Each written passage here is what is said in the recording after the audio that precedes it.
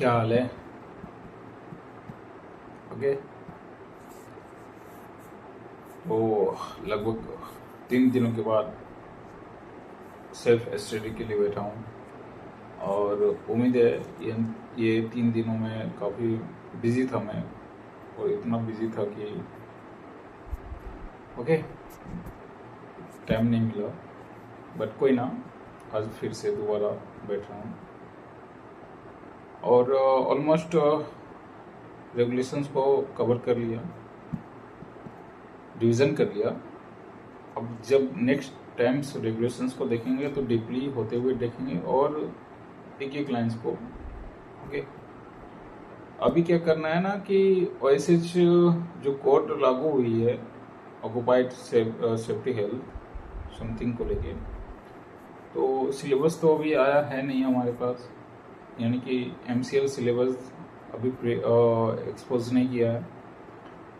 तो कुछ जो माइंस एक्ट की सेक्शन से उनको हम लोग शॉर्ट टर्म में कंप्लीट करते हैं, जो कि बाकायदा हमारे पास नोट्स है, उसी को देखेंगे। देन आफ्टर रेस्क्यू रूल्स को देखेंगे।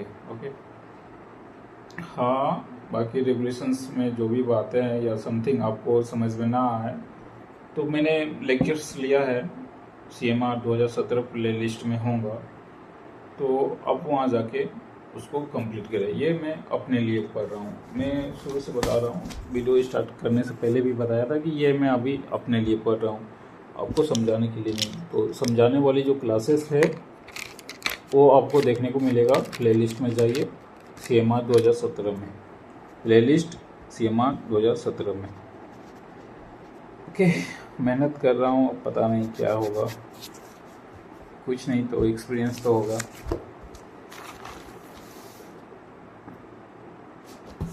This one mindset. अभी फिलहाल बुक को ना पकड़ते हुए मैं डायरेक्ट अपनी नोट्स में आता हूँ। ओके, तो सबसे पहले DGMS सबसे पहले कहाँ और किस नाम से स्थापना हुआ था, DGMS का कब और कहाँ। तो DGMS जो बना हुआ था वो सबसे पहले कहाँ पे था, कोलकाता में था। ठीक है, कोलकाता। और उस टाइम DGMS का एक्चुअल जो नाम था वो था bureau of mines inspector, bureau of mines inspector, और ये इसकी स्थापना हुई थी 1902 ईस्वी में। ओके, 1902 ईस्वी में इसकी स्थापना हुई थी, ब्यूरो ऑफ माइंस इंस्पेक्टर। आज ना हम लोग DGMS जान रहे हैं, इससे पहले वो कहाँ था कहाँ पे, कोलकाता में। ओके, देन आफ्टर कोलकाता से ये धनबाद कब शिफ्ट हुआ, कोलकाता से ये धनबाद शिफ्ट कब हुआ, तो इसकी तारीख आएगी 1908। हाँ एग्जैक्टली, बनने के बाद ये बना कब, 1902 में और 1908 में, यानी कि 6 साल में ये ट्रांसफ़र हो गया कहाँ पे, धनबाद में। और धनबाद में जब ट्रांसफ़र हुआ तो उस समय भी DGMS नाम नहीं पड़ा था, उस समय नाम जो पड़ा वो डिपार्टमेंट ऑफ माइन सेफ्टी के नाम से पड़ा, डिपार्टमेंट ऑफ माइन सेफ्टी के नाम से पड़ा। ठीक है, 1908 में बना, 1902 में उस समय बंगाल यानी कि कोलकाता में हेडक्वार्टर था, उसके बाद ट्रांसफ़र हुआ धनबाद में, और उस समय धनबाद का जो भी DGMS का नाम था वो नाम था bureau of department of mines. Okay, अब तो भाई साहब बताइए DGMS का नामकरण कब हुआ, director general of mine safety कब नाम पड़ा, तो आ रहे हैं उसी में। तो अब तक हम लोग धनबाद पहुंच गए, हीरापुर पहुंच गए। ठीक है, अब क्या हुआ कि 1 मई 1967 में DGMS का नाम फिर से दोबारा चेंज हुआ। ठीक है, और वो नाम आया 1960 में। ओके, 1960 में office of chief inspector of mines पड़ा, office of chief inspector mines. इसमें मेरे को डाउट हो रहा है कि 1 मई तक ये नामकरण चेंज हुआ, तो 1 जनवरी 1960 office of the chief inspector of mines कैसे हो गया? ये तो पहले होना चाहिए था। जस्ट 1 मिनट, इसको भी क्लियरिफाई कर देते हैं कि सॉरी, इसमें तो मैंने मेंटेन नहीं किया है बुक में। मैंने एक फाइल बनाया था DGMS के लिए, वो फाइल जब ओपन करेंगे ना तो फिर उसको देखेंगे। अभी चलते हैं, इसको होल्ड में रखते हैं, पेंडिंग में रखते हैं। बस इतना जानिए कि 1 मई में नामकरण चेंज हुआ, और नामकरण जो चेंज हुआ वो office of the chief inspector of mines पड़ा। अब ये इसका एक्चुअल डेट मेरे को पता नहीं। देन आफ्टर DGMS का फुल फॉर्म क्या हुआ? Director general of mine safety. Okay, फिर चीफ इंस्पेक्टर ऑफ माइंस से वो फिर आ गया, मतलब office of the chief inspector of mines से वो फिर आए director general of mine safety में। और इसका एक्चुअल जो डेट है ये हमारी फाइल में पड़ी हुई है। जब समथिंग सारी चीज़ ओके हो जाए तब उसको हम लोग देखेंगे। भाई क्यों डिस्टर्ब कर रहा है? ये चिपक जाना।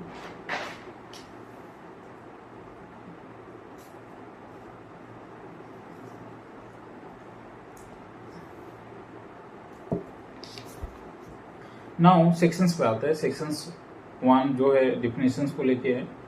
तो माइंस एक्ट 1952 कब से इम्प्लीमेंट हुआ था? 1 जुलाई 1952 को इम्प्लीमेंट हुआ था। माइंस एक्ट कब से इम्प्लीमेंट हुआ था? 1 जुलाई 1952 को इम्प्लीमेंट हुआ था। और जो माइंस एक्ट है भारत के किन किन खानों में लागू होते हैं? तो ये लागू होंगे ऑल माइंस में। ऑल माइंस में माइंस कितने प्रकार के होते हैं? पहला metal mines, metal furious mines भी बोलते हैं उनको, metal mines. Then after coal mines, then after oil mines, yes, petroleum mines. Okay, फिर माइंस एक्ट में टोटल कितने सेक्शंस हैं? माइंस एक्ट में टोटल सेक्शंस 88 है, और जिसमें कि 5 सेक्शंस हमारा ओमिटेड है। ठीक है, टोटल 8 सेक्शंस 88। माइंस एक्ट 1952 के सेक्शन 57 के अकॉर्डिंग कौन कौन से रेगुलेशंस बनाए जाएंगे? हाँ, ये इम्पोर्टेंट सेक्शन है कि सेक्शन 57 आप लोग ओपन करके देखिए कि 57 क्या कहता है ना। 57, 61, 58, 58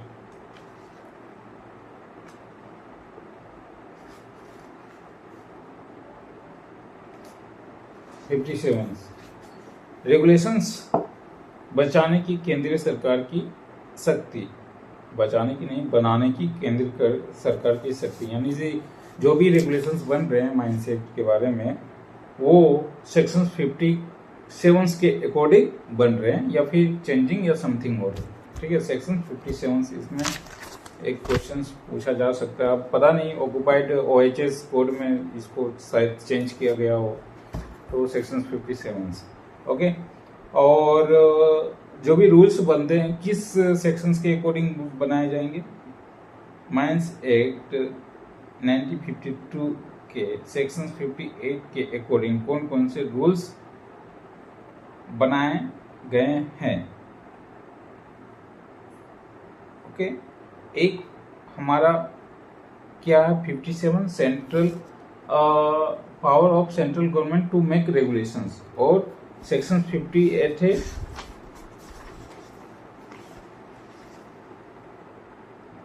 central government to make rules, power of central government to make a rules.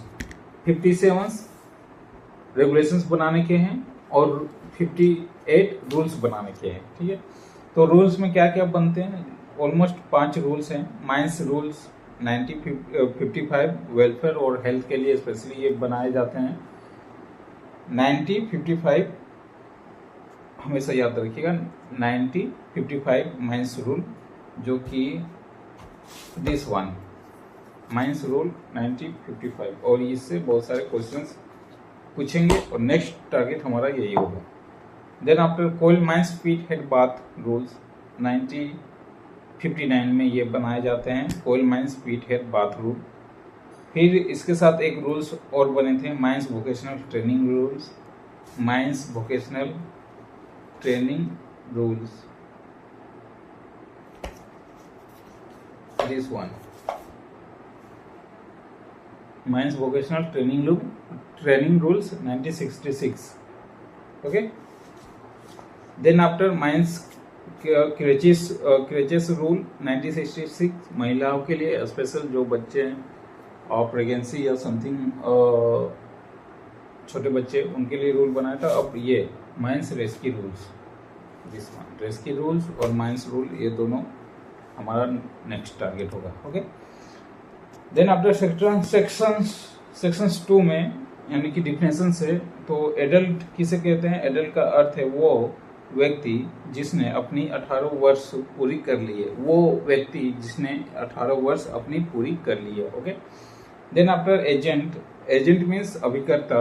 Agent, किसी माइंस के एजेंट का अर्थ है प्रत्येक ऐसा व्यक्ति, एवरी पर्सन, चाहे वो एजेंट के रूप में अपॉइंट किया गया हो नहीं, जो माइंस या इसके किसी भाग के मैनेजमेंट, कंट्रोल, सुपरविजन और डायरेक्शंस के बारे में ऑनर की ओर से भाग लेता हो, प्रतिनिधित्व करता हो, ऑनर की ओर से भाग लेने का तात्पर्य भी रखता हो. ठीक है, तो उससे हम एजेंट कहेंगे. ओके, देन आफ्टर डे, दिन की भाषा क्या होगी? परिभाषा दिन की क्या होगी? मिडनाइट से, मध्य रात्रि से स्टार्ट होने वाले 24 घंटे का समय को हम लोग दिन कहते हैं. एम्प्लॉय नियोजित व्यक्ति. किसी माइंस में एम्प्लॉय का अर्थ है वो व्यक्ति जो मैनेजर का काम करता हो या जो माइंस के ओनर एजेंट के द्वारा मार्कलो कार्य करने की लिए नियुक्ति किया गया हो. मार्कलो, MCRLOWA, इसकी फुल फॉर्म भी होती है, बताएंगे. नियुक्ति किया गया हो या जो मैनेजर की जानकारी से कार्य करता भले ही ऐसा व्यक्ति वेजेस यानी कि पेमेंट पा रहा हो या नहीं पा रहा हो. ठीक है, अच्छा, मार्कलो का मीनिंग सिंपल में समझ ले. M for mining operation, C for construction work, R for repairing work, L for loading unloading, O for office of the mines, W for welfare activities and A for any kinds of work dedicated by DGMS.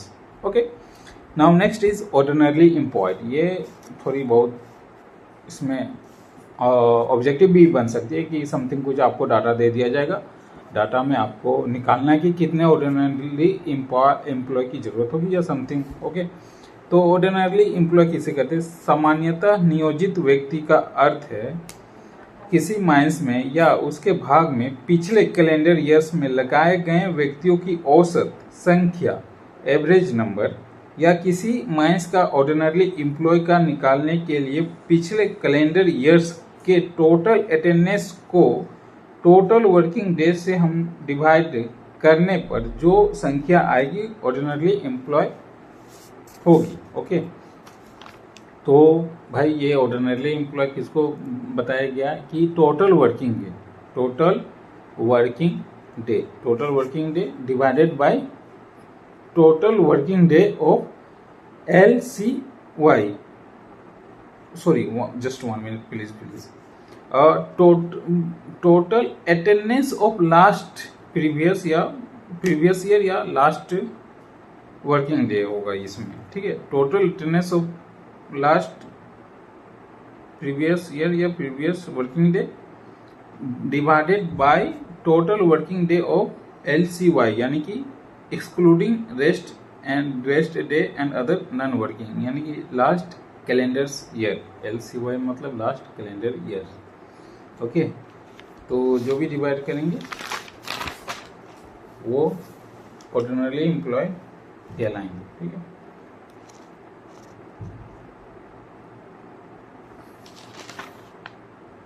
Total attendance of last years, last year बोलिए या previous years बोलिए. ठीक है, divided by total working days of last year. Okay, अगर simple में अगर देखा जाए तो मेरी जो हाजिरी होगी, अगर मैं ड्यूटी में उपस्थित रहा कितना दिन, 26 दिन की। अगर संडे को एक्सक्लूड नहीं करते, इंक्लूड नहीं करते हैं संडे को, तो 26 दिन की अटेंडेंस होगी। एक मैं मंथली लेके चल रहा हूँ, ठीक है। 26 दिन की अटेंडेंस होगी, ठीक है। 26 दिन में मैं कितने दिन प्रेजेंट रहा, अगर सपोज राइट 20 दिन प्रेजेंट रहा मैं ओनली और 6 दिन अब्सेंट रहा, तो इसकी जो कैलकुलेशंस करेंगे ना, तो टोटल प्रेजेंट कितना हुआ 20 डेज, ओके। अब्सेंट कितना हुआ 26, total present 20 days and working days कितना था 26 का। तो जिसमें जो ऑर्डिनरी एम्प्लॉय हो जाएगा वो कितना आ जाएगा, डिवाइडेड बाय 6 कर दीजिए और डिवाइडेड बाय 26, ओके। तो इस तरह से वर्किंग ऑर्डिनरी एम्प्लॉय निकालते। Total attendance of last year divided by total working days, attendance कितना लगा और वर्किंग डे कितना हुआ। देन आफ्टर मिनरल, अब हम लोग शुरू से पढ़ते आ रहे हैं कि भाई मिनरल क्या होता है, खनिज क्या होता है, ठीक है। तो मोल्टेन रॉक्स, मार्क्स, इसको माग्मा, और माग्मा कई एग्रीगेशन से मिनरल्स वो होती है, ये हम लोग या फिर मिनरल्स को समथिंग। बट माइंस के डिफिनेशंस के अकॉर्डिंग मिनरल का अर्थ है वे सब इकोनॉमिकली वैल्यूएबल सब्सटेंसेस जो अर्थ क्रस्ट से माइनिंग, डिगिंग, ड्रिलिंग या ड्रैगिंग, हाइड्रोलिक लीकिंग या फिर क्वारी या किसी अन्य ऑपरेशंस के द्वारा प्राप्त किया जाता हो, ठीक है। इकोनॉमिकली यानी कि जो भी हम लोग कर रहे हैं, खनिज को एक्सट्रैक्शंस कर रहे हैं, बाहर निकाल रहे हैं, वो इकोनॉमिकली बेस्ड होना चाहिए। अगर हम मेरा 10 रुपये निकालने में लागत आ रही है और मार्केट में वो 8 रुपये बिक रही है, तो फिर फायदा नहीं है, तो उसको हम लोग खनिज नहीं बोलेंगे, ओके। 10 रुपये लागत आ रही है तो कम से कम 20-25 रुपये होनी चाहिए मार्केट प्राइस, ओके। इसमें नेचुरल एवं पेट्रोलियम भी शामिल है। ड्रैगिंग का मतलब क्या होता है, घसीटना, ठीक है। ऑयल माइंस में घसीटने का यूज होता है ड्रैगिंग के लिए। अब आते हैं open cast. Open cast working का अर्थ है क्वारी अर्थात ऐसी खुदाई, एक्सकवेशंस जहां खनिजों की तलाश या प्राप्ति के लिए कोई ऑपरेशन चलाई गई हो या चलाई जा रही हो, और जो ना कोई शाफ्ट है और ना ऐसी खुदाई जिसका विचार सुपरजेंट ग्राउंड के नीचे, ओके। मैनेजर का अर्थ है मैनेजर सर्टिफिकेट प्राप्त किया व्यक्ति जिसे ओनर एजेंट ने इसी माइंस या उसके किसी भाग के मैनेजमेंट, कंट्रोल, सुपरविजन और डायरेक्शंस के लिए माइंस एक्ट 1952 के अधीन सेक्शन 17 के अधीन अपॉइंट किया गया हो। अब देखिए मैनेजर की अपॉइंटमेंट जो होती है वो सेक्शन 17 के अधीन होती है, ओके। तो फिर सर रेगुलेशन 27 क्या है, रेगुलेशंस 27 क्वालिफिकेशंस ऑफ मैनेजर है।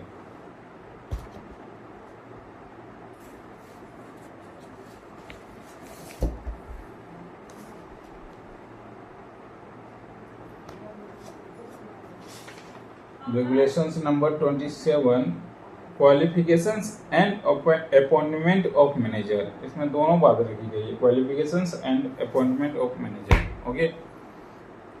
बट सेक्शन 17 के अधीन हम लोग अपॉइंट करेंगे, ठीक है, नियोजन करेंगे, और रेगुलेशंस में 23 के अधीन। रिले और शिफ्ट में क्या डिफरेंट है, रिले और शिफ्ट। रिले क्या होगा कि भाई किसी ग्रुपिंग को हम लोग रिले बोल सकते हैं, और शिफ्ट हम लोग बोलेंगे, प्रॉपर ग्रुपिंग को शिफ्ट बोलेंगे। देख लेते हैं, shift is a time period, हाँ sorry shift is a time period. Relay का अर्थ है काम करने वाले व्यक्तियों के किसी एक समूह को कहते हैं, रिले काम करने वाले व्यक्तियों को किसी एक समूह को कहते हैं, और जबकि शिफ्ट काम करने का एक टाइम पीरियड है जिस पर रिले काम करती है, ओके। यानी कि रिले ग्रुप हो गया और शिफ्ट एक टाइम पीरियड है भाई कि इतनी शिफ्ट में ये समथिंग काम करना होगा। ओके। वीक सप्ताह का अर्थ है शनिवार का मध्य रात्रि से आरंभ होकर 7 दिन तक लगातार समय, परंतु CIM RIM के परमिशन से अलग अलग क्षेत्रों में सप्ताह की शुरुआत शनिवार के मध्य रात्रि को छोड़कर अन्य डे से भी शुरुआत किया जा सकता है। Okay, week. और नेक्स्ट क्वेश्चन, कोई भी व्यक्ति बिलो ग्राउंड में नियोजित कब माना जाएगा? समझा जाएगा, माना जाएगा जब कोई व्यक्ति किसी शाफ्ट में काम कर रहा हो या सिंकिंग शाफ्ट में काम करना या कर रहा हो। ओके। दूसरी पॉइंट, जब कोई व्यक्ति सुपरजेंट ग्राउंड के नीचे काम कर रहा हो। ओके। मान लीजिए ये सुपरजेंट मतलब ये आपका हो गया सरफेस, और जस्ट सरफेस से अगर इनकी हेड, अगर ये माथा है, माथा सरफेस से नीचे चली गई तो समझ लीजिए वो सुपरजेंट क्या हो जाएगा? सुपरजेंट ग्राउंड। ओके। तो उसको भी हम लोग बिलो ग्राउंड ही समझेंगे। नेक्स्ट इज माइनिंग इंजुरी किसे कहते हैं? माइनिंग इंजुरी का अर्थ है ऐसा इंजुरी चाहे चोट जिसके कारण विक्टिम 24 घंटे के अधिक परंतु 72 घंटे से कम समय के लिए अपने ड्यूटी में एब्सेंट हुआ हो या होने की संभावना हो। तो माइनर इंजुरी का अर्थ है ऐसा इंजुरी या ऐसा चोट जिसके कारण विक्टिम 24 आवर्स 24 घंटे से अधिक परंतु 72 घंटे से कम समय के लिए अपने ड्यूटी में एब्सेंट हुआ हो या होने की संभावना हो, तो उसको हम लोग माइनर इंजुरी कहेंगे। और फिर रिपोर्टेबल इंजुरी क्या हो जाएगा? रिपोर्टेबल इंजुरी का अर्थ है ऐसा इंजुरी या चोट जिसके कारण विक्टिम 72 घंटे या उसके अधिक समय के लिए अपने ड्यूटी में एब्सेंस हुआ हो या होने की संभावना हो। 24 घंटे से प्लस 72 घंटे से कम को माइनर इंजुरी बोलेंगे। और reportable injury more than 72 years से मोर देन 72 ईयर नहीं, मोर देन 72 आवर्स से या उससे अधिक समय के लिए अपने ड्यूटी से एब्सेंस हुआ हो तो उसको reportable injury. Then after SBI serious body injury का अर्थ है ऐसा इंजुरी चोट जिसके कारण विक्टिम के शरीर के किसी भाग का परमानेंट लॉस हुआ हो। विक्टिम शरीर के किसी भाग का परमानेंट लॉस हुआ हो, जैसे सुनाई ना देना, दिखाई ना देना, उंगली कट जाना, हाथ पैर टूट जाना, इसको सीरियस बॉडी ऑफ इंजुरी कहेंगे। अब फेटल एक्सीडेंट क्या होता है? फेटल एक्सीडेंट का अर्थ है ऐसा एक्सीडेंट जिसके साथ एक साथ 3 व्यक्तियों का स्पॉट डेथ हो, उसको fatal accident. Then after major accident का अर्थ है, मेजर एक्सीडेंट का अर्थ है ऐसा एक्सीडेंट जिसमें एक साथ 4 से 9 व्यक्तियों की ऑन दी स्पॉट डेथ हो। फेटल एक्सीडेंट 3 आदमियों तक की डेथ बॉडी होती है, ऑन दी स्पॉट डेथ होती है, तो फेटल एक्सीडेंट। मेजर एक्सीडेंट 4 से 9 बंदों की स्पॉट डेथ होती है, तो मेजर एक्सीडेंट। डिजास्टर क्या बोलेंगे? डिजास्टर यानी कि मोर देन 10 या 10 से अधिक। डिजास्टर का अर्थ है एक्सीडेंट जिसके एक साथ 10 या 10 से अधिक व्यक्तियों की स्पॉट डेथ होती है, तो डिजास्टर बोलेंगे। ओके, ओवरऑल सेक्शंस 2 कंप्लीट हुई डिफिनेशंस को लेके हमारे नोट्स के अकॉर्डिंग या जहाँ मैं ट्यूशन करता उसके अकॉर्डिंग। अब आई बारी सेक्शंस 3 की। सेक्शंस 3 को देखते हैं। माइंस एक्ट 1952 के सेक्शंस 7, 8, 9, 40, 45, 46 को छोड़कर सभी सेक्शंस किन किन जगहों पर लागू नहीं होगी? कंडीशंस, यदि किसी माइंस का या उसके भाग का केवल प्रोस्पेक्टिंग का काम चल रही हो, परंतु यदि उसमें एक दिन से 20 से अधिक व्यक्तियों नियोजित हो, कोयल के केस में दीप्त 15 मीटर से अधिक नहीं हो और अदर मटेरियल के केस में दीप्त 6 मीटर से अधिक ना हो, ऐसे माइंस में सुपरजेंट ग्राउंड के नीचे ना हो। तो ये सब क्या हो गया कि सेक्शन 7, 8, 9, 40, 45 और 46 लागू नहीं होंगे। इसके साथ साथ एक और कंडीशंस रखी गई है, कंकर, मोरम, गिलई, laterite, boulder, slate, limestone etc type के माइंस के लिए माइंस सुपरजेंट ग्राउंड के नीचे ना हो। ऐसे ओपन कास्ट वर्किंग की डेप्थ 6 मीटर से अधिक ना हो। एक दिन में 50 से अधिक व्यक्तियों की नियोजित ना हो। एक्सप्लोसिव का यूज ना हो। तो ये सब जो सेक्शंस होती है 7, 8, 9, 40, 45, 46 लागू नहीं होंगे। अब आती है section 4, Indian standard time Greenwich main time से कितना घंटे आगे चलती है। तो भाई 5.5 घंटे। ये जेन्युइन है और जेन्युइन ऑब्जेक्टिव पूछे जाते हैं, SC ST हो या जनरल कॉम्पिटिशन्स में ये पूछे जाते हैं। Then after section 8, chief inspector उनके द्वारा ऑथोराइज कोई पर्सन्स का इंस्पेक्शंस करने के लिए माइंस मैनेजर को कम से कम कितना दिन पहले नोटिस करेगा भाई?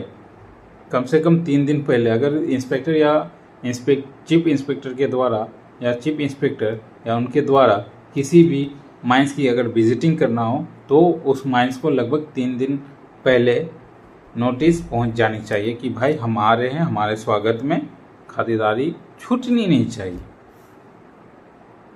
बी सीरियस, मजाक कर रहा था। देन आफ्टर, हाँ इसमें एक और कंडीशन है, परंतु इमरजेंसी के कंडीशंस में बिना नोटिस दिए इंस्पेक्टर आ सकते हैं। भाई इमरजेंसी के कंडीशन में बिना नोटिस दिए हम आ सकते हैं। ओके। सेक्शन 9, चीफ इंस्पेक्टर या उनके द्वारा ऑथोराइज पर्सन्स को माइंस में इंस्पेक्शंस के लिए जरूरी सुविधाएं कौन अवेलेबल करवाएगा भाई? ओनर, एजेंट और मैनेजर। मालिक कौन है? ओनर, एजेंट और मैनेजर। वर्कर थोड़ी ना मालिक है। तो जो भी ज़रूरत की सामान होगी सब कौन करवाएंगे? Owner, agent, manager. और ये किस सेक्शंस में जाएगा? सेक्शंस 9। सेक्शंस 9 क्या कहता है कि ज़रूरत के सामान जो भी है भाई साहब हमें चाहिए और वो करवाएंगे कौन? Owner, agent and manager. कहाँ गया section 9? Okay. Facility to provided for the occupational health survey. Okay. पैसा संबंधी स्वास्थ्य सर्वेक्षण के लिए सुविधाएं देना। और सुविधाएं किसके लिए? चीफ इंस्पेक्टर या इंस्पेक्टर या उसके द्वारा लिखित रूप में ऑथराइज किया गया कोई भी अधिकारी। देन आफ्टर 9A में एक और स्पष्ट क्वेश्चंस बन के आती है कि सेक्शन 9A के अनुसार सेफ्टी एंड ऑक्यूपेशनल हेल्थ सर्वे कौन करते हैं? चीफ इंस्पेक्टर करेंगे या उनके द्वारा कोई ऑथोराइज पर्सन्स ही करेंगे। सेक्शन 11, सर्टिफाइड सर्जन की नियुक्ति कौन करेंगे? सर्टिफाइड सर्जन कौन होते हैं? MBBS वाले बंदे होते हैं। और MBBS वाले बंदे उनकी जो MBBS की डिग्री बन के आती है किस सिग्नेचर या मोहर या किस बोर्ड से बन के आती है? भाई मेडिकल स्टूडेंट है तो मेडिकल वाले बना के देंगे ना सर्टिफिकेट। और वो सर्टिफिकेट कहाँ से बन के आएगी? सेंट्रल बोर्ड से। तो जब सेंट्रल की है सब चीज़ तो भाई उनकी अपॉइंटमेंट भी तो सेंट्रल करेंगे ना MBBS की। तो सर्टिफाइड सर्जन की नियुक्ति कौन करते हैं? सेंट्रल गवर्नमेंट करते हैं। ठीक है। सेक्शन 11 देख लेते हैं, certified surgeon. Then after mines act 1952 के किस कंडीशंस के तहत कमेटी की गठन की जाती है? ये तो सभी को पता होगा। सेक्शन 12 के अकॉर्डिंग कमेटी की गठन होती है। और कमेटी में कितने मेंबर होते हैं? कमेटी में 8 मेंबर होते हैं। 8 मेंबर कौन कौन होते हैं? पहला चेयरमैन होते हैं जो कि किसी गवर्नमेंट जॉब में हो एक्सेप्ट चीफ इंस्पेक्टर या अदर इंस्पेक्टर को छोड़ के। देन आफ्टर CIM होंगे, एक चेयरमैन हो गए, CIM हो गए।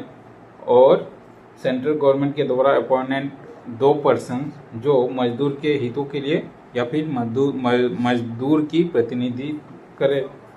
ठीक है। जिसमें कम से कम एक व्यक्ति कोल मजदूर के प्रतिनिधि होना जरूरी है। एक व्यक्ति कोल मजदूर की प्रतिनिधि होना जरूरी है। ये दो हो गए। अब फिर दो आएंगे कि इसकी प्रतिनिधि मैनेजमेंट की, और फिर सेंट्रल गवर्नमेंट द्वारा अपॉइंटमेंट 2% जो ओनर या ओनर का प्रतिनिधित्व करे, जिसमें कम से कम एक व्यक्ति कोल माइंस के ओनर की प्रतिनिधि करे। ठीक है, मैनेजमेंट वाले दो बंदे की प्रतिनिधित्व करने वाले होंगे। फिर देन आपके सेंट्रल गवर्नमेंट द्वारा अपॉइंटमेंट 2 माइनिंग इंजीनियरिंग जो माइनिंग इंडस्ट्री से डायरेक्ट एम्प्लॉयड ना हो। हाँ, और 2 माइनिंग इंजीनियरिंग के बंदे होंगे जो कि किसी भी माइंस में डायरेक्ट एम्प्लॉयड ना हो, इनडायरेक्टली हो लेकिन डायरेक्ट ना हो। ओके, मैं आज बहुत स्मार्ट लग रहा हूँ ना, हेयर स्टाइल चेंज करा इसलिए क्या? 3 दिन के बाद पढ़ रहा हूँ भाई, समझे, इसीलिए। तो पहला हो गया चेयरमैन CIM, 2% हो जाएंगे किनके, वर्कर के प्रतिनिधित्व। फिर 2% हो जाएंगे मैनेजमेंट के, ओनर के प्रतिनिधित्व, और 2% माइनिंग इंजीनियरिंग के हो जाएंगे जो किसी माइंस में डायरेक्टली इन्वॉल्व ना हो। तो कितने हो गए? 2 2 4 2 6 CIM 7 और चेयरमैन 8। ये ओके।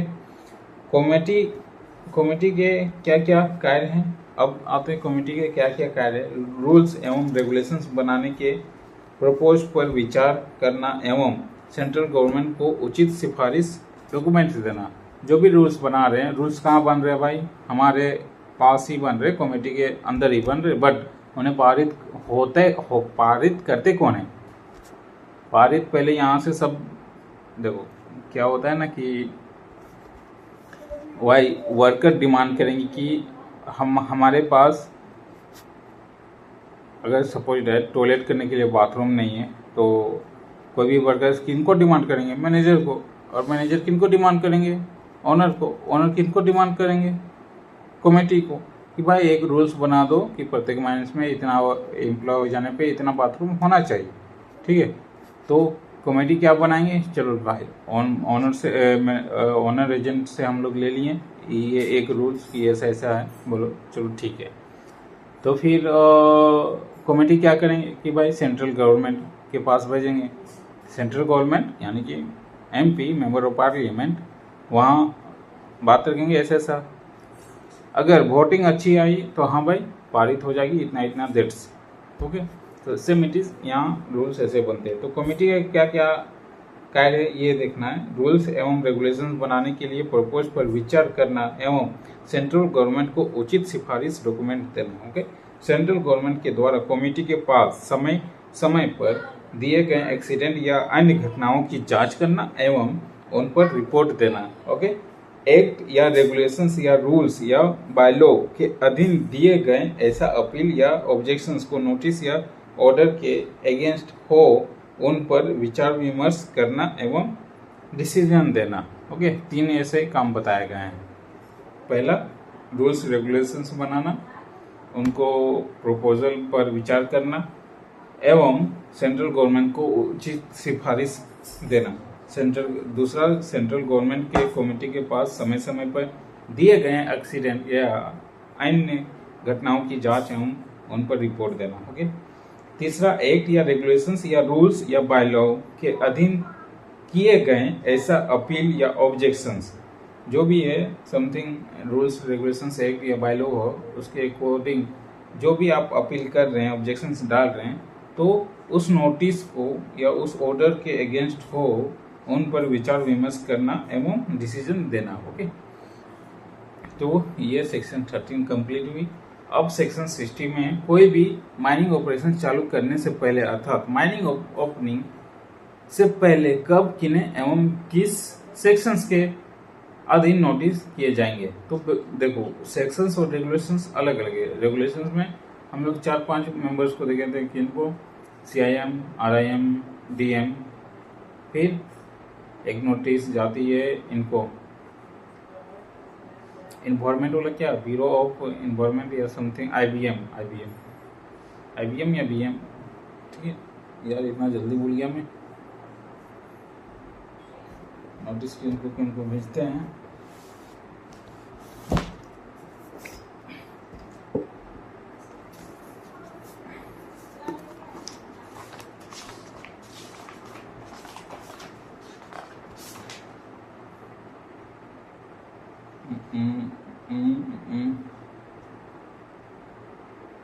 हाँ, CIM को जाएंगे, chief inspector of mines, district magistrate को जाएंगे, फिर रीजनल इंस्पेक्टर ऑफ माइंस कहाँ है भाई, इसमें नहीं लिखा हुआ है। उसके बाद कंट्रोल, हाँ ये है कंट्रोल IBM, ओके। IBM का इंडियन ब्यूरोक्रेट ऑफ माइंस, या IBM का क्या फुल फॉर्म होता है यार, सब चीज भूल गया।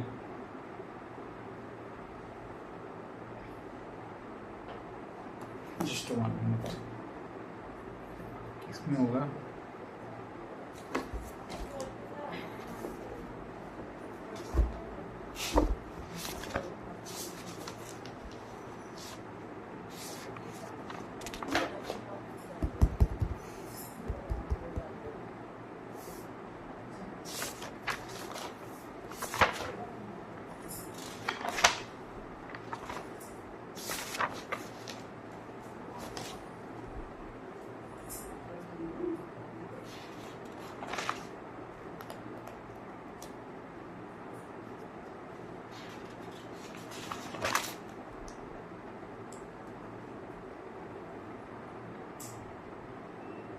हाँ, नोटिस जाएंगे CIM, IBM, DM and RIM, ठीक है।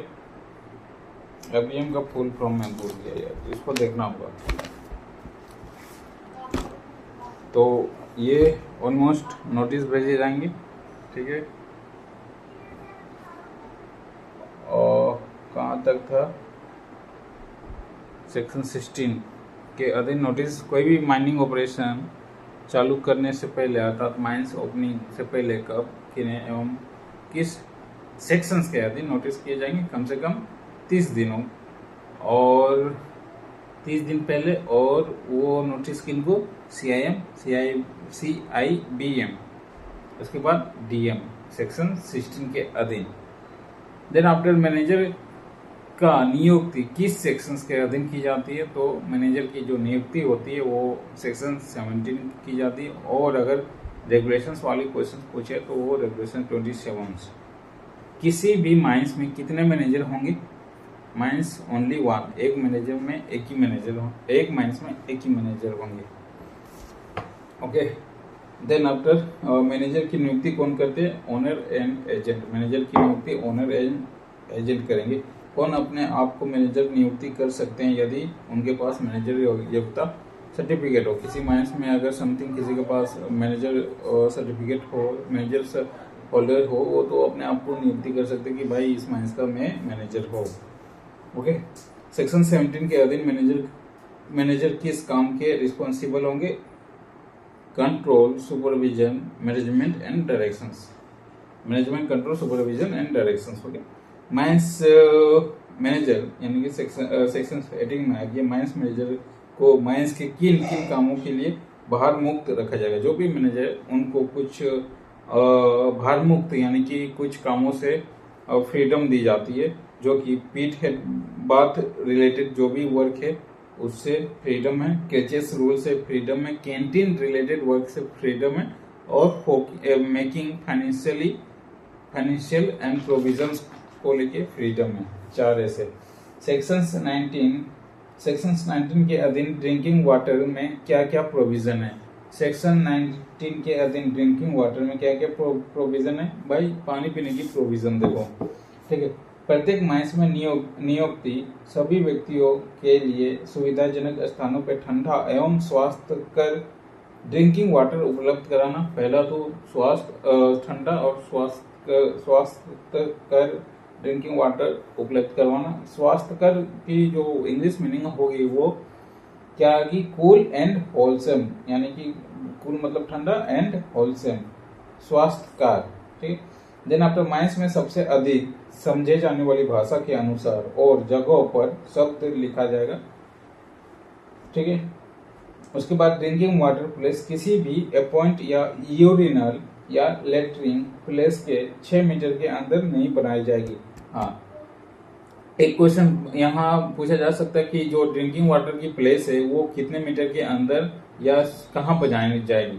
तो आंसर करना है कि कम से कम 6 मीटर के अंदर नहीं बनाई जाएगी। इतना रखना कि भाई 6 मीटर भाई अगर ये बाथरूम है, ठीक है, मान लो ये बाथरूम है, ठीक है, यहाँ टॉयलेट वॉयलेट यूरिन सब हो रहा है, बगल में हम पानी की व्यवस्था कर दे पीने वाला, जितना भी यहाँ कितना भी आप neat and clean per day इसको क्यों ना वॉश करें, समथिंग कुछ स्मेल यहाँ तक आ जाएगी, ठीक है।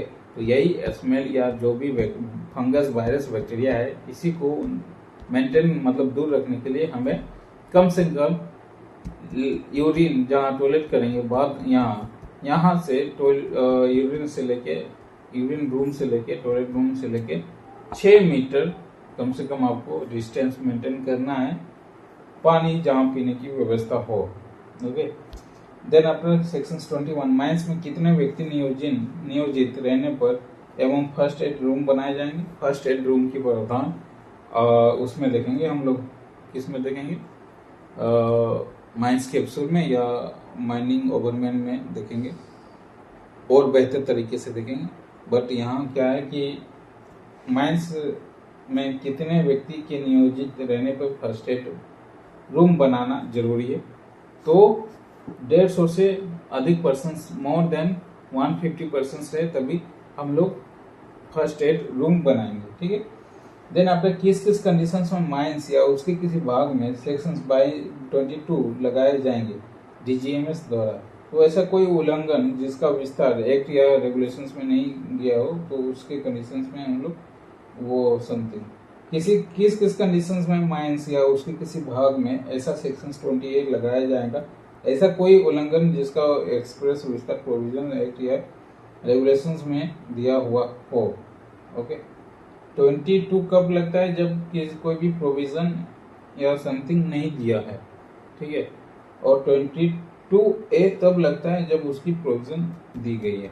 देन आफ्टर डीजीएमएस के किसी इंस्पेक्टर के द्वारा सेक्शन 22 के अधीन दिए गए नोटिस या आदेश के एजेंट में ऑनर एजेंट और मैनेजर कब किसके पास अपील कर सकेगा, विद इन 10 डेज सीआईएम के पास। देखो क्या होता है कि डीजीएमएस के किसी इंस्पेक्टर द्वारा सेक्शन 22 के अधीन दिए गए नोटिस कि भाई आपके माइंस में ऐसा ऐसा समथिंग है, तो ऐसा ऐसा समथिंग होगा, आदेश के अगेंस्ट। अब आप बता रहे हो नहीं सर ऐसा नहीं है, ये ऐसा ही होगा, रहने दीजिए, तो उसके अगेंस्ट में अगर आपको यानी कि ओनर एजेंट और मैनेजर को अगर अपील करना है, तो नोटिस जो आपके पास आया उससे विद इन 10 दिनों के अंदर आपको ऑब्जेक्शंस डाल देना है, ठीक है, अपील कर देना कि भाई ऐसा ऐसा है, ठीक है।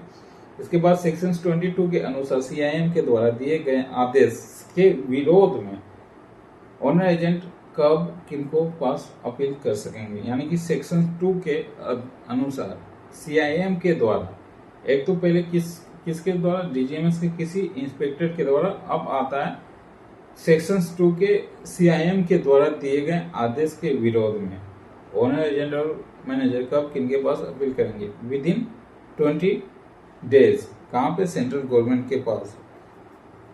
तो यहाँ डीजीएमएस के द्वारा समथिंग जो इंस्पेक्टर होते हैं, नोटिस के 10 दिन और सेक्शन 22 के अनुसार सीआईएम के द्वारा दिए गए आदेश के विरोध में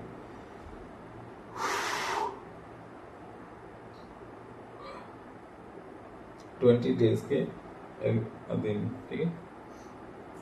CIM central government objection letter मिलने पे 2 महीने के अंदर उस कमेटी को सौंप देंगे, और जो सेंट्रल गवर्नमेंट है उनको जो लेटर मिल जाती है तो 2 महीने के अंदर कमेटी को सौंप देंगे। Then after notice of accident mines act 1952 किस सेक्शन से रिलेटेड है, तो नोटिस ऑफ एक्सीडेंट सेक्शन 23 से रिलेटेड है। नोटिस ऑफ एक्सीडेंट के एक कॉपी माइंस के नोटिस बोर्ड में कब तक एवं क्यों चिपकाए जाएंगे, तो जो नोटिस ऑफ एक्सीडेंट होती है नोटिस बोर्ड में कम से कम 14 डेज के लिए चिपकाई जाती है, और वो ऐसा इसलिए ताकि सभी की नज़र उस पर पड़ सके। अब भाई कोई यूनियन लीडर है तो प्रत्येक दिन माइंस तो आएगा नहीं, उनकी अपनी अलग ड्यूटीज रहती है, तो वो अपना ड्यूटी पर जाएंगे कि बजाना मतलब लोकल लैंग्वेज, पजाना, या धार, किसी धार को पजाते हैं ना, सेम इट इज ड्यूटी भी पजाना होता है भाई। तो वो अपनी ड्यूटी पजाएंगे कि आपकी माइंस को देखेंगे।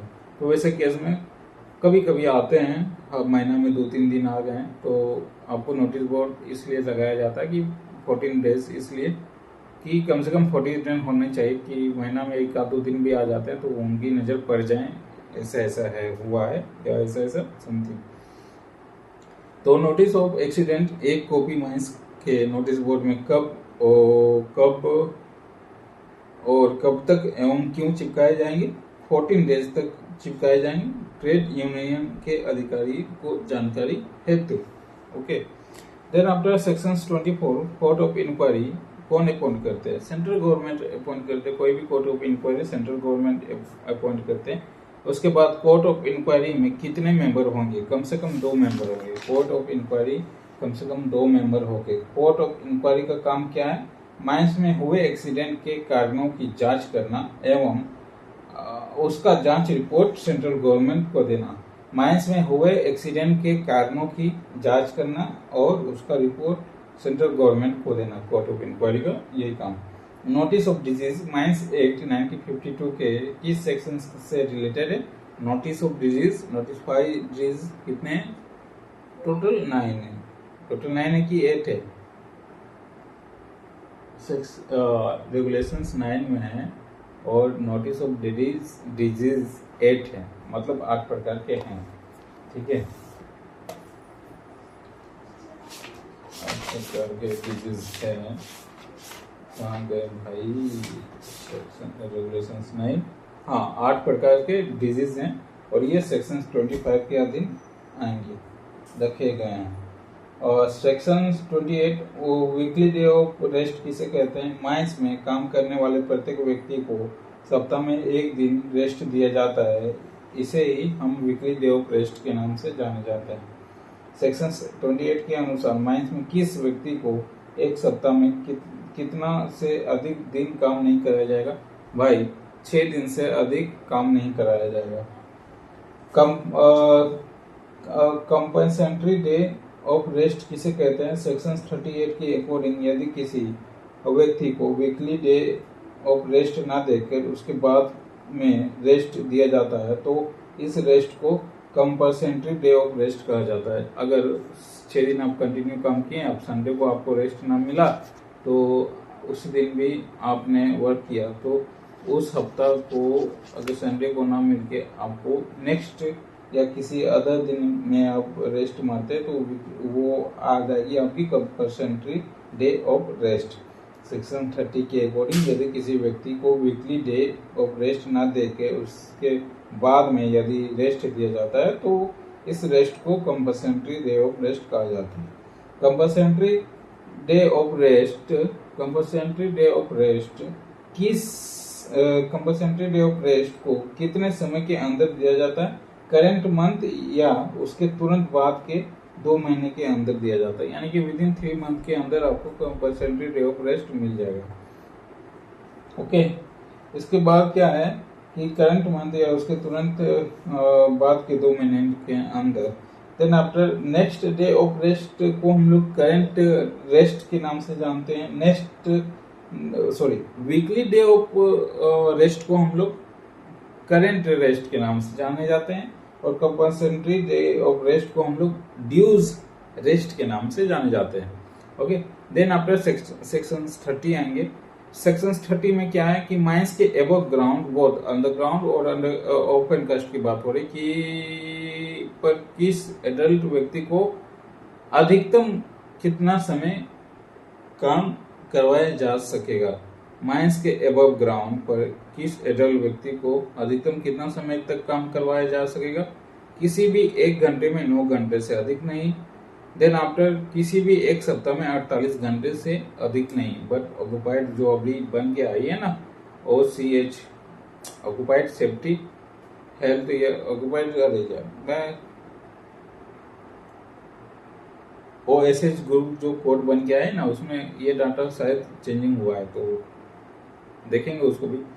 किस कंडीशंस में एबव ग्राउंड पर काम करने की अधिकतम समय सीमा को बढ़ाया जा सकता है? शिफ्ट के चेंजिंग के कंडीशंस में काम करने की सीमा को बढ़ाया जा सकता है with the approval of chief inspector. Above ground में किसी भी एडल्ट को व्यक्ति को काम के टाइम पीरियड का विस्तार लंच इंटरवल को इंक्लूडिंग करते हुए कितना समय तक एक्सटेंड किया जा सकता है, ज़्यादा से ज़्यादा 12 घंटा। किसी भी काम को इंक्लूडिंग लंच 12 घंटा ही एक बंदे को खटवा सकते हैं, लेकिन इमरजेंसी की कंडीशंस में आपको खटना ही होगा। प्लस ये जो 12 घंटे की सिस्टम है किसी भी सुपरवाइजरी पोस्ट के लिए लागू नहीं होगी। इस कंडीशंस में किसी व्यक्ति को लगातार 5 घंटे से अधिक समय काम करने के लिए नहीं करवाया जाएगा। प्रत्येक 5 घंटे के इंटरवल पर कम से कम आधे घंटे का इंटरवल रेस्ट दिया जाएगा। ओके। देन आफ्टर सेक्शन 31 किसी भी एडल्ट व्यक्ति को बिलो ग्राउंड में अधिकतम कितने समय तक करवाया जा सकेगा? किसी भी एक दिन में 8 घंटे से अधिक नहीं, और किसी भी एक सप्ताह से 48 घंटे से अधिक नहीं। किस कंडीशंस में बिलो ग्राउंड में अधिकतम समय सीमा को बढ़ाया जा सकता है? शिफ्ट के चेंजिंग की कंडीशन में अधिकतम सीमा बढ़ाया जा सकता है। माइंस में नियोजित प्रत्येक व्यक्ति माइंस एक्ट 1952 के किस सेक्शंस के अकॉर्डिंग रखे गए रजिस्टर्ड में अटेंडेंस बनवाएंगे? सेक्शन 48 के सब सेक्शंस 4 के अकॉर्डिंग, सेक्शन 48 के सब सेक्शंस 4 के अकॉर्डिंग क्या बनाए जाएंगे? अटेंडेंस बनवाए जाएंगे। सेक्शन 32 पे आते हैं। वीकली डे ऑफ रेस्ट या कंपल्सरी डे ऑफ रेस्ट का टाइम पीरियड क्या होगा? 24 घंटे होंगे। ठीक है, वीकली डे ऑफ रेस्ट या कंपल्सरी डे ऑफ रेस्ट 24 घंटे होंगे। 24 घंटे की छुट्टी होगी आपकी, रेस्ट। सेक्शन 32 के अनुसार यदि किसी शिफ्ट का काम मिडनाइट के बाद विस्तार होता है तो समय किन दिन में कोट किया जाएगा?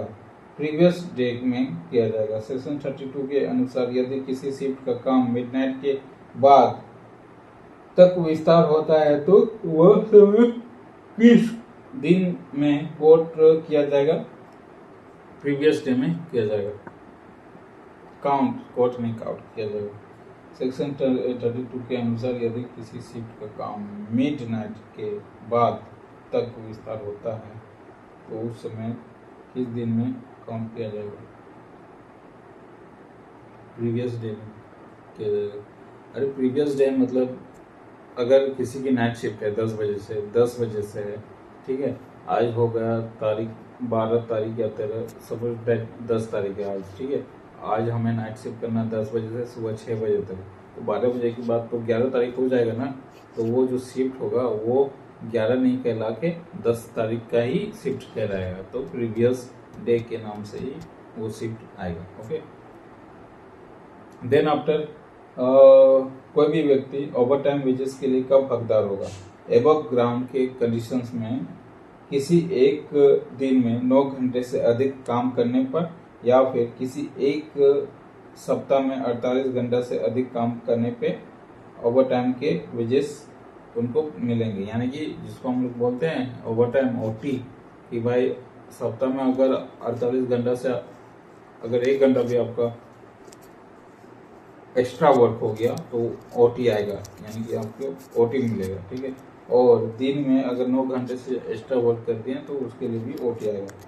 ये अबव ग्राउंड के कंडीशंस में। अब बिलो ग्राउंड के कंडीशंस में क्या है कि एक दिन में 8 घंटे से अधिक काम करने पर, एक घंटे में एक शिफ्ट में या फिर एक दिन में 8 घंटे से अधिक काम करने पर, किसी एक सप्ताह में 48 घंटे से अधिक काम करने पर, ये हफ्ता वाली दोनों सेम है, बस दिन वाली में 8 घंटे हो जाएंगे। ओके, अंडरग्राउंड की कंडीशंस में, ओपन कास्ट के कंडीशंस में हो जाएंगे 9 दिन।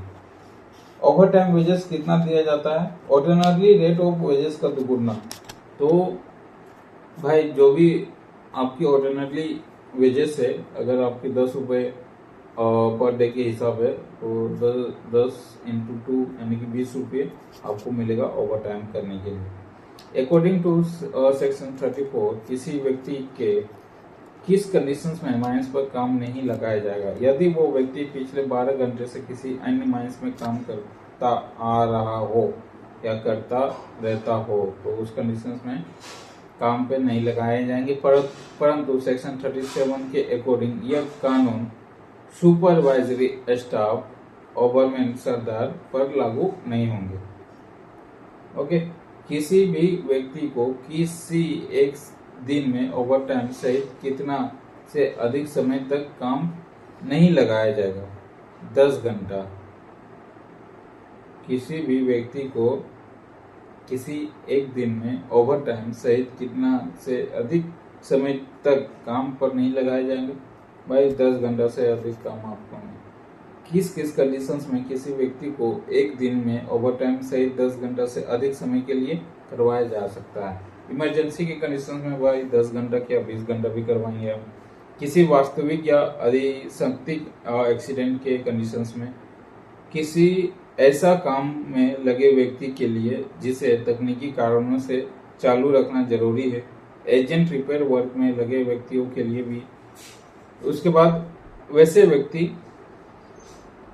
के लिए जो माइंस को सामान्य रूप से चलाने में कोई भी गंभीर बाधा को हटाने में लगाया गया हो। ओके,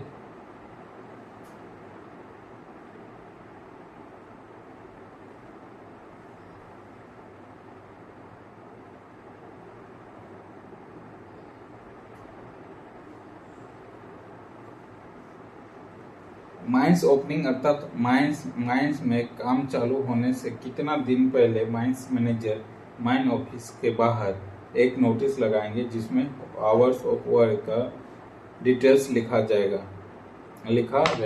माइंस ओपनिंग अर्थात माइंस में काम चालू होने से कितना दिन के पहले माइंस मैनेजर माइंस में ऑफिस में बाहर एक नोटिस लगाएंगे जिसमें आवर ऑफ वर्किंग डिटेल्स लिखा जाएगा। तो कम से कम 7 दिन पहले नोटिस लगाएंगे जिसमें ड्यूटी टाइम पीरियड लिखा जाएगा।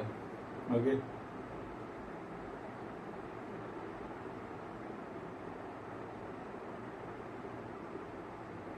एबव ग्राउंड की कंडीशंस में माइंस ऑफिस के बाहर लगाए जाने वाले इस नोटिस में हावर्स ऑफ वर्क के साथ साथ क्या लिखा जाएगा, रेस्ट इंटरवल भी लिखा जाएगा कि भाई कब आपको लंच करना है, ये भी लिखा जाएगा।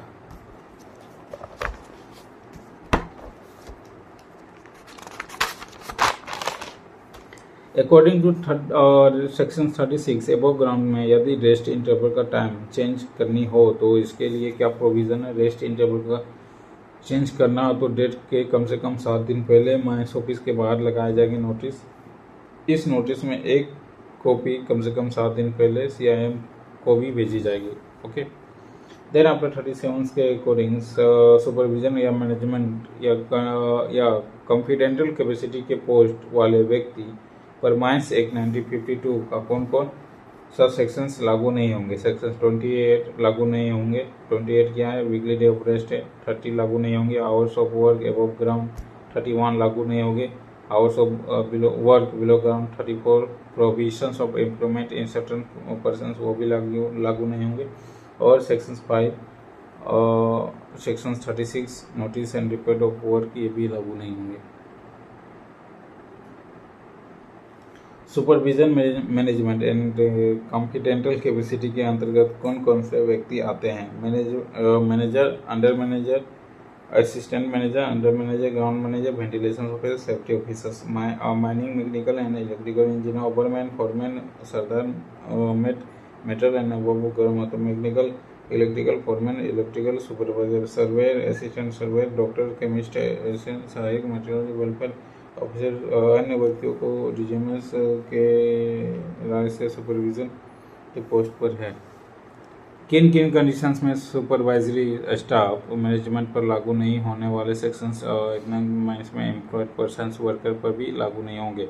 In case of emergency accident of case में एनी एक्ट ऑफ गॉड या फिर सेक्शन 22 और 22A के अनुसार लगाए गए और एजेंट पर वर्क में। ओके, देन आफ्टर सेक्शन 40 कितना से कम आयु वाले व्यक्तियों को किसी माइंस या उसके किसी भाग में काम पर नहीं लगाए जाएंगे। 18 से कम वाले व्यक्तियों से किसी परंतु ट्रेनिंग या ट्रेनिंग के केस में 16 ईयर्स से कम नहीं होनी चाहिए। ओके, और वो भी किन के देख रेख में आएंगे, 16 ईयर से कम वाले, 18 ईयर से कम और 16 ईयर से ज़्यादा वाले सेफ्टी ऑफिसर के देख रेख में होंगे, ओनली फॉर ट्रेनिंग पर्पस। भाई क्यों डिस्टर्ब कर रहा है यार, तो वहाँ से है, 4 दिन हो गए, जा अपने जगह जा। और कितना, ओके, सेक्शन 14 में है एज, सेक्शन 40 एज लिमिटेशन वाली है, देख लेता हूँ।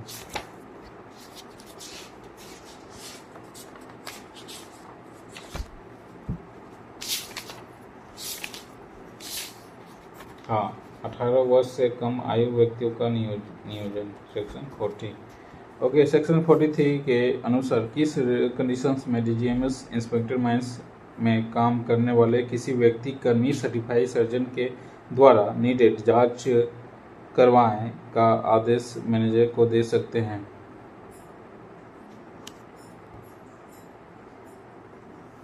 डिस्टर्ब कर रहा है वो।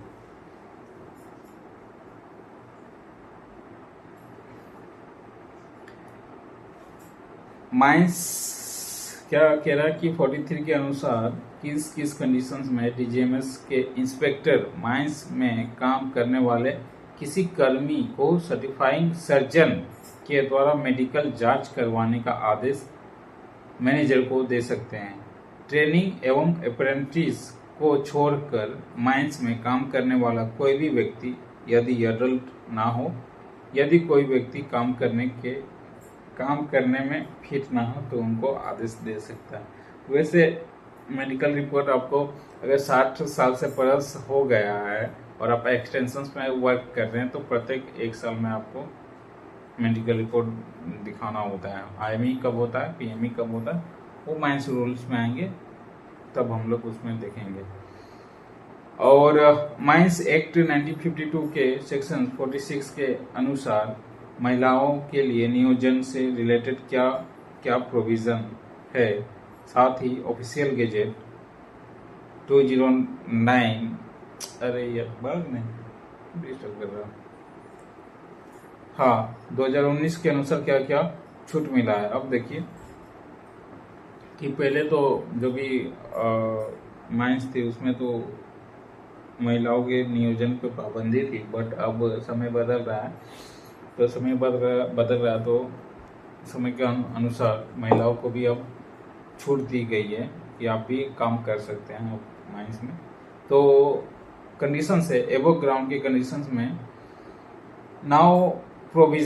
नए प्रोविजंस के अनुसार एबव ग्राउंड में किसी महिलाओं को किसी भी समय नियोजित किया जा सकता है, किसी भी समय नियोजित हैं अब नए प्रोविजन के अकॉर्डिंग। अब पुराने में जबकि और प्रोविजन में सेक्शन 46 के अनुसार एबव ग्राउंड में किसी भी महिलाओं को सुबह 6 AM से यानी कि सुबह 6 बजे से शाम के 7 बजे तक ही आप काम कर सकते हैं। टाइम पीरियड को छोड़कर अन्य समय में काम नहीं कर सकते हैं। Okay, then after below ground के केस में अभी क्या है कि नए प्रोविजन के अनुसार किसी भी महिलाओं को माइंस के भूमिगत भाग में सुबह 6 बजे से शाम 7 बजे तक टेक्निकल सुपरवाइजरिंग एवं मैनेजमेंट पोस्ट में नियोजित किया जा सकता है, परंतु ऑल प्रोविजन सेक्शन 46 के अनुसार महिलाओं को भूमिगत में भाग नहीं। ओके, पहले की कंडीशन में अंडरग्राउंड में महिलाओं को नियोजन नहीं मिलता था, अभी की कंडीशन में सुबह 6 बजे से शाम 7 बजे तक आप काम कर सकते हैं। बट इसमें भी कंडीशंस क्या है कि आपको ग्रुपिंग होनी चाहिए, कम से कम एक ग्रुप में 3 महिला होनी चाहिए। एबव ग्राउंड एवं बिलो ग्राउंड की कंडीशंस में वोमेन में डिप्लॉयमेंट के लिए बनाए गए ग्रुप में महिलाओं की संख्या कितनी होगी। एबव ग्राउंड की कंडीशंस में किसी भी शिफ्ट में ग्रुपिंग ऑफ वोमेन मेंबर्स की संख्या 3 से कम नहीं होनी चाहिए एबव ग्राउंड में। और बिलो ग्राउंड की कंडीशंस में क्या है, ग्रुप ऑफ वोमेन मेंबर की संख्या 3 से कम नहीं होगी, इसमें भी 3 से कम नहीं होगी, ये 3 आपको रखना ही है, और उसमें 3 से कम नहीं होगी, और इसमें 3 से कम नहीं होगी। किसी भी शिफ्ट में ग्रुप ऑफ वोमेन मेंबर की संख्या 3 से कम नहीं होगी और किसी ग्रुप में वोमेन मेंबर की संख्या 3 से कम नहीं होगी। अब उसमें शिफ्ट की बात कर रही है कि भाई एक शिफ्ट में 3 कम से कम मेंबर होनी चाहिए एबव ग्राउंड के कंडीशंस में, बट बिलो ग्राउंड में क्या कि आपके जो ग्रुप है ना उसमें कम से कम 3 महिला होनी ही चाहिए। सेक्शन 48 के अनुसार प्रत्येक अटेंडेंस रजिस्टर क्या क्या डिटेल्स होनी चाहिए? Name of person, designations and name of relay with shift time. Name of person, designations and name of relay with shift time. ठीक है, किस ग्रुप में है और कौन सा शिफ्ट में है ये भी आपको ओके।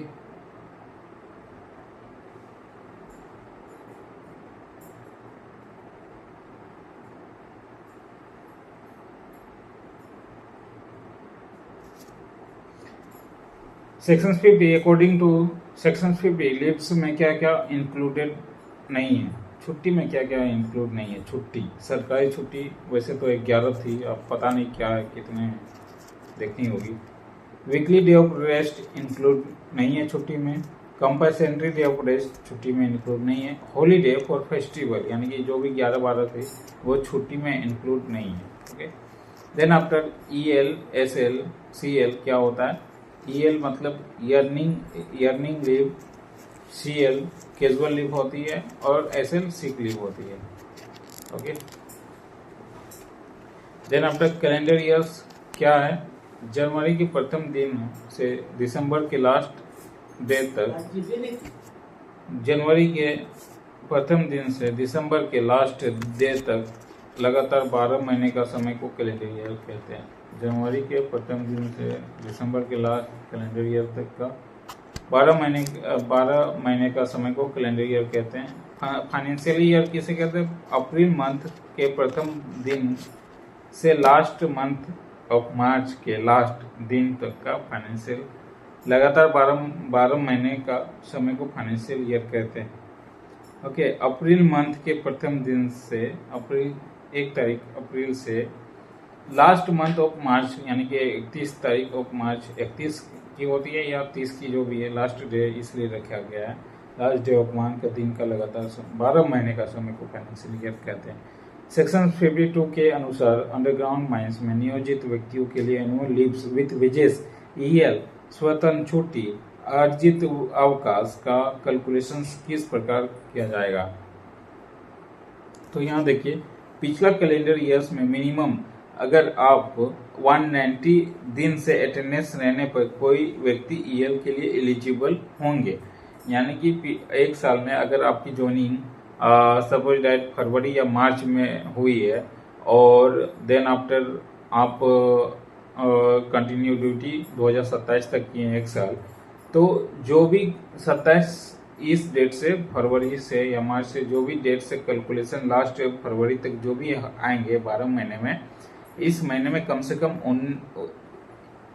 190 पीरियड होनी, 190 अटेंडेंस होनी चाहिए कि 190 दिन का आपका होना चाहिए अटेंडेंस, तो आप एलिजिबल है EL के लिए। परंतु यदि कोई व्यक्ति 1 जनवरी के बाद ड्यूटी ज्वाइन करने के कारण यदि 190 अटेंडेंस नहीं पूरी कर पाते हैं तो उस कंडीशंस में प्रीवियस कैलेंडर ईयर्स में बचे हुए वर्किंग डे का कम से कम 50% अटेंडेंस होनी चाहिए। मतलब कह रहा है कि अगर आपकी ड्यूटी जो ज्वाइनिंग होती है, सपोज दैट कि सितंबर में आपकी ज्वाइनिंग हुई और फाइनेंशियल ईयर वही मार्च और 31, तो उसमें क्या हो गया कि भाई हमारी तो सितंबर में ज्वाइनिंग हुई है, 190 दिन की हाजिरी कहाँ से होगी कि हम अपने EL लें? तो उस केस में क्या छूट मिला है कि भाई सितंबर से जो भी फरवरी तक आपकी ड्यूटी हुई उसमें कम से कम आपको 50% absent हुआ, 50% कम से कम प्रेजेंटेशंस ड्यूटी होनी चाहिए, तो आप एलिजिबल है। ठीक है, उपरोक्त दोनों में से कोई भी एक कंडीशन फुलफिल करने के बाद टोटल अटेंडेंस में प्रत्येक 15 दिन में एक EL छुट्टी दिया जाएगा। हाँ, जो भी आप दोनों बात रखी गई है उसमें कम से कम 15 दिन में आपको एक छुट्टी मिलेगी, प्रत्येक 15 दिन में। और सरकारी छुट्टी उस समय जब मैं पढ़ रहा था तब 8 थी, 8 सरकारी छुट्टी थी, अब शायद 11 हो गए होंगे। अबे छिपकली छिपा है पीछे। देन आफ्टर 52 के अनुसार एवरग्रांड में नियोजित किसी व्यक्ति को के एनुअल लीव्स का वजह स्वतः छुट्टी का कैलकुलेशन कैसे किया जाता। प्रीवियस ईयर्स कैलेंडर ईयर्स में 240 डेज अटेंडेंस रहने पर कोई भी ईयर एलिजिबल होगी। ओके, यदि कोई व्यक्ति 1 जनवरी के बाद ड्यूटी में ज्वाइन करने के कारण जो 240 दिन अटेंडेंस पूरा नहीं कर पाता है तो उस कंडीशन में प्रीवियस कैलेंडर ईयर्स के बचे हुए वर्किंग डे में कम से कम 2/3 अटेंडेंस होनी चाहिए। उसमें 50% था अंडरग्राउंड के कंडीशंस में, बट ओपन कास्ट के कंडीशंस में 2/3 अटेंडेंस होनी चाहिए। उपरोक्त कंडीशंस में कोई भी एक फुलफिलमेंट करने के बाद प्रत्येक 20 डेज में ईएल दी जाएगी, 20 डेज में ईएल दी जाएगी। Okay, then after leave with wages, छुट्टी लेने के लिए कितना दिन पहले मैनेजर को पास एप्लीकेशन जमा करना पड़ेगा। कम से कम 15 दिन पहले आपको अटेंडेंस छुट्टी लेने के लिए एप्लीकेशन डालना होता है। ओके, बीमारी के कारण ईएल की छुट्टी लेने पर इस कंडीशन को फॉलो करना जरूरी नहीं है। लीव्स विद वेजेस, ईएल की छुट्टी कैलेंडर ईयर्स में कितनी बार लिया जाएगा? मैक्सिमम 3 बार लिया जाएगा। मैक्सिमम 1 2 3 3 बार लीव्स या फिर ईएल की छुट्टी एक कैलेंडर ईयर में ली जाएगी। किसी भी व्यक्ति द्वारा ईएल या लीव विद वेजेस किसी कारणवश नहीं लेने पर वह व्यक्ति छुट्टी को कितनी संख्या जमा करके रख सकता है? भाई अगर हम ईएल नहीं लेंगे तो जो भी संख्या है ना, छुट्टी 1 2 3 4 जितना भी है हम जमा करके रख सकते हैं। तो उसी के बारे में ये बात रखी गई है कि एक समय में 30 दिन से अधिक नहीं, परंतु न्यू प्रोविजन के अनुसार अब यह संख्या 150 दिन हो चुकी है। ठीक है, ईएल के लिए एप्लीकेशन देने के बावजूद भी यदि छुट्टी नहीं दी जाती है तो उस कंडीशन में ईएल की किसी भी संख्या तक जमा करके रखा जा सकता है। हाँ, अगर आपको 30 से पहले क्या था ना कि एक समय में 30 दिन से अधिक आप ईएल जमा करके नहीं रख सकते, बट नया प्रोविजन में क्या है कि अब ये संख्या 150 डेज हो गई है, यानी कि 150 दिन हो गई है। और 150 दिन आपके पास अगर छुट्टी के लिए भी अगर आपको नहीं दी जाती तो उस कंडीशन में ईएल की संख्या तब तक जमा करके रखा जा सकता है जब तक कि आपको छुट्टी न मिले। किसी भी संख्या में जमा करके रखा जा सकता है अगर आपको छुट्टी नहीं मिली एप्लीकेशन देने के बावजूद भी। तो यदि कोई ईयर लिए गए माइंस के ओनर या मैनेजर के द्वारा टर्मिनेट किया जाता है तो वह रिजाइन मारता है तो उस कंडीशंस में उसके बैलेंस ईयर का भुगतान किस प्रकार किया जाएगा? यदि किसी व्यक्ति को टर्मिनेट किया जाता है तो टर्मिनेट के दूसरे दिन से उस बैलेंस छुट्टी के बदले में उसे पेमेंट के रूप में भुगतान किया जाएगा। रिजाइन देने के कंडीशंस में नेक्स्ट डे या नेक्स्ट पेमेंट डे में या उससे पहले भुगतान किया जाएगा। यदि किसी व्यक्ति को टर्मिनेट किया जाता है तो पहला टर्मिनेट के दूसरे दिन में उसके बैलेंस छुट्टी को बदले जो भी पेमेंट बनता है उसको आपको भुगतान कर देगा, या फिर रिजाइन देने की कंडीशंस में नेक्स्ट पे डे या नेक्स्ट पेमेंट डे या नेक्स्ट पहले से भुगतान किया जाएगा। ओके, देन आफ्टर ईयर की छुट्टी लेने पर किस कंडीशंस में एम्प्लॉयड और पर्सन्स एडवांस पेमेंट भुगतान किया जाएगा? एक साथ कम से कम 4 ईयर लेने पे आपको एडवांस पेमेंट दिया जाएगा। सेक्शन 59 के अनुसार कोई भी रेगुलेशंस रूल्स लागू करने से पहले विचार के लिए ड्राफ्ट किन के पास भेजा जाएगा? सेक्शन 12 की गठित कमेटी के पास भेजा जाएगा। 59 के अनुसार कोई भी रेगुलेशंस या रूल को विचार विमर्श करने के लिए कमेटी के पास। 59 के अनुसार कोई भी रेगुलेशंस लागू करने के लिए कितना दिन पहले ड्राफ्टिंग के लिए जनरल इंफॉर्मेशन के लिए पब्लिश होने कम से कम 3 महीने के लिए जनरल पब्लिश होने के लिए। Okay, then after by law क्या है? बाय लॉ एक ऐसा कानून होते हैं जो कोई सोसाइटी या कम्युनिटी अपने मेंबर्स के एक्शंस को कंट्रोल करने के लिए बनाती हैं। ठीक है, बाय लॉ कौन बनाते हैं? ओनर, एजेंट और मैनेजर। देन आफ्टर 60 एक्ट में माइंस में 18 इयर्स का एज वाले व्यक्तियों को नियोजित पर किस सेक्शंस के अनुसार एवं किस पर पेनल्टी लगाया जा सकता है। सेक्शन 68 के अनुसार ओनर एजेंट और मैनेजर पेनल्टी लगा सकते हैं।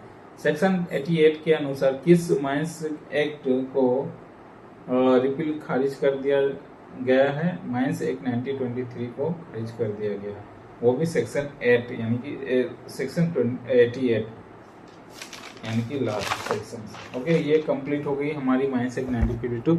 इसमें क्या है कि डीटी क्या होता है? डायरेक्टर ऑफ टेक्निकल होता है, CMD chief managing and director, director of finance, director of personal, director of technical, director of technical operations head. P मतलब personal and project and personal. Okay, तो ये ऑलमोस्ट सेक्शन हमारी complete हुई। इसको उतनी deeply लेके हम लोग नहीं चल रहे हैं। अब जो रूल्स लेके चलेंगे, ये रूल्स का दिया भाई माइंस रूल्स, नेक्स्ट इसकी है माइंस रूल की। इसको हम लोग अभी नहीं, अभी लंच करने मतलब रात हो गई है तो खाना खाने जा रहे हैं। जब भी इसको बैठेंगे तो अच्छे से देखते हुए बैठेंगे। और रेगुलेशंस को हम कंटिन्यू रखेंगे, उसको देखते हुए चलते रहेंगे, अदरवाइज फिर दिमाग से उठ जाएगा तो दिक्कत हो जाएगी हमारे लिए भी, आपके लिए भी। तो आज की क्लासेस को यहीं समाप्त करते हैं, यानी कि आज की रिवीजन को यहीं समाप्त करते हैं। नेक्स्ट रिवीजन 1 घंटे या समथिंग मन किया तो देखेंगे, अदरवाइज कल। Okay, bye.